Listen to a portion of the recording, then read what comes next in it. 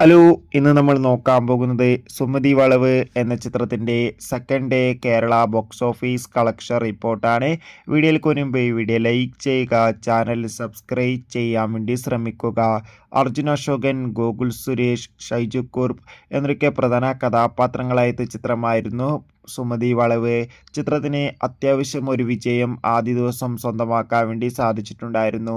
അതുകൊണ്ട് തന്നെ എല്ലാ സിനിമാ പ്രേമികളും ഒരേപോലെ സുമതി വളവ് എന്ന ചിത്രത്തിൻ്റെ കളക്ഷൻ റിപ്പോർട്ടൊക്കെ അറിയാൻ വേണ്ടി കാത്തിരിക്കുകയായിരുന്നു. ഫൈനലി ചിത്രത്തിൻ്റെ first day Kerala box office കളക്ഷന് പിന്നാലെ ചിത്രത്തിൻ്റെ second day Kerala box office collection റിപ്പോർട്ടും പുറത്തുവന്നിരിക്കുകയാണ്.